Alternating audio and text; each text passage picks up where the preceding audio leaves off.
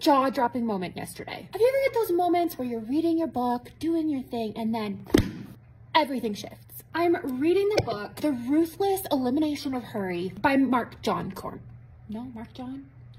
Mark Comer. And then all of a sudden, get hit by this one sentence. Do you want to know what that sentence was? What you give your attention to is what you will become. Let me say that again. What I give my attention to is what I will become. It got me thinking, about what I have been giving my attention to. And I, like many of you, have probably used social media to escape. I certainly did. I built a business on escapism when I had two freshly born twins fresh out of the NICU, and I was going a little bit insane.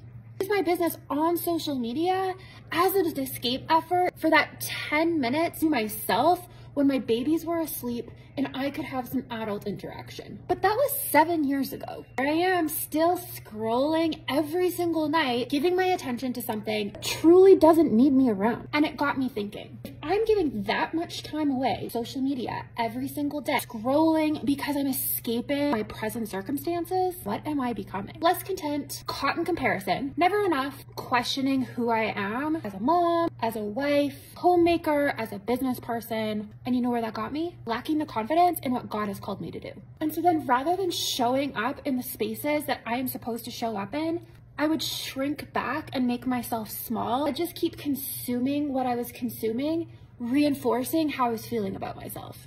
What you give your attention to is what you become. And maybe for you, that's not social media. Maybe it's a person. Maybe it's a job. Maybe it's the books you've been reading, the music you've been listening to, or the TV you're watching.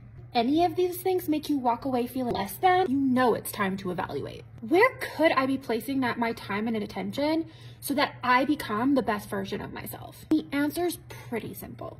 Jesus called us to come to him who are burdened and weary, and he would make our yoke light. Pick up your freaking Bible. Replace the music you've been listening to with words that worship the Lord. And I'm not saying I listen to this all the time and being super spiritual. Every once in a while, switching out your regular music to something that actually glorifies God does something to you too. That I've recently done that was a huge shred was praying for one person once a day at 1 o'clock. It's my 1-1-1 rule. I just made that up right now. It just happened to be 1-1-1. And you know what that's done? Is getting the attention and focus off of whatever's going on in my own life and putting it back on someone else and what God can do in their life. So as you go about your day, what I'm putting my attention to right now, what I want to become, because if it's not worth your time. God has called you to more, friend, but you're not going to step into it until you give your attention to the right things. Also, go read this book. It's worth every cent.